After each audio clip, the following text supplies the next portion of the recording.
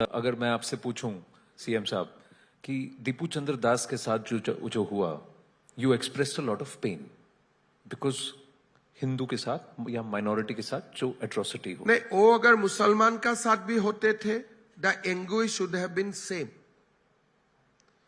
दीपू हिंदू है इसलिए नहीं है।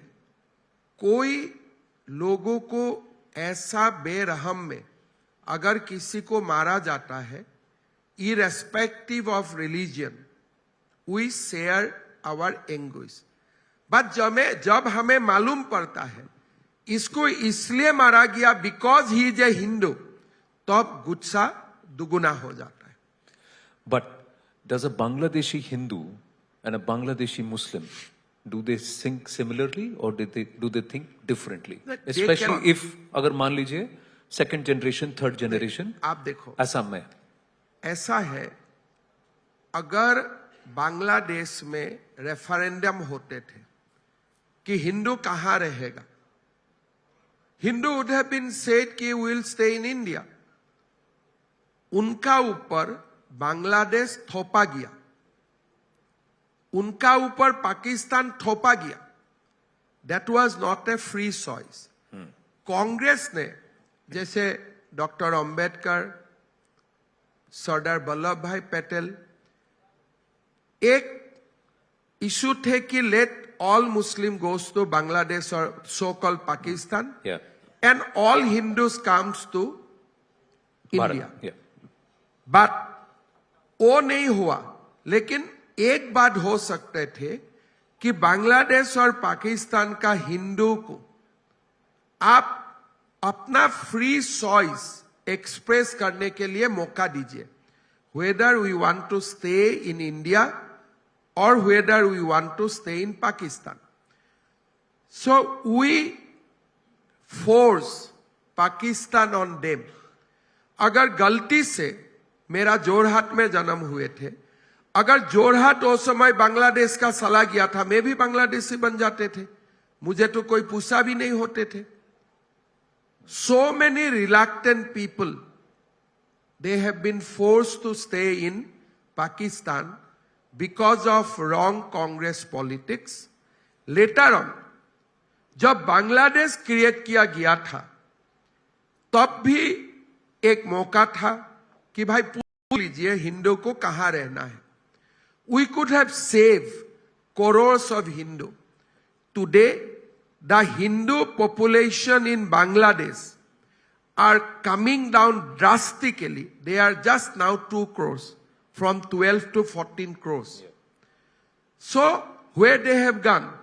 They have been forced to convert, or some of them might have gone to the various countries, because I meet Bangladeshi Hindu in many countries outside. It is a disaster.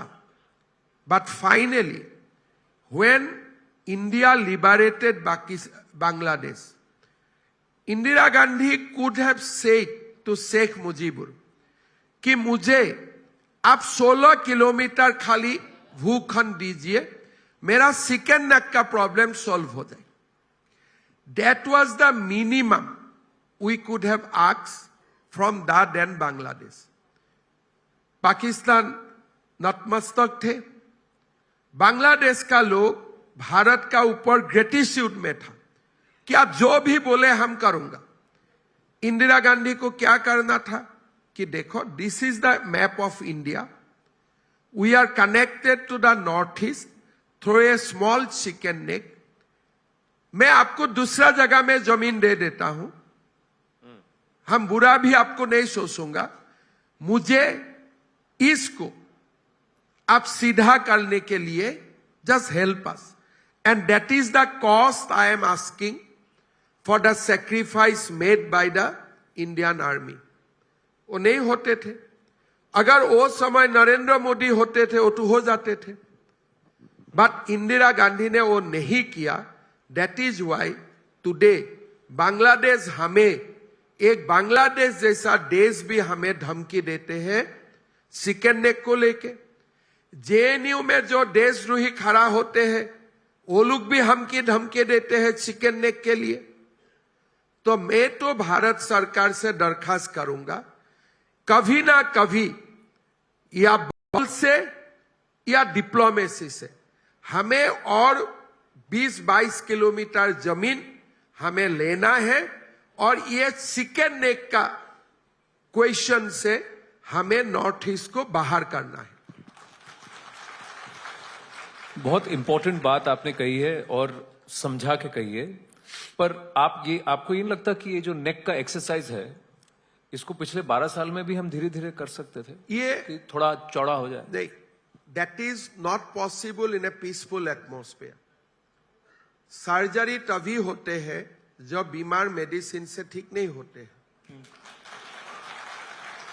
जब हसीना prime minister थे वो समय any that kind of surgery would have a political cost for our friend because it was a friendly government. जी, ऐसा surgery करने का समय तब आते हैं जब यूनिस जैसा सरकार रहते हैं। मेरा लगता है कि बांग्लादेश ज्यादा चिकन नेक का बात बोलेगा तो चिकन नेक हम रिप्लेस कर दूंगा।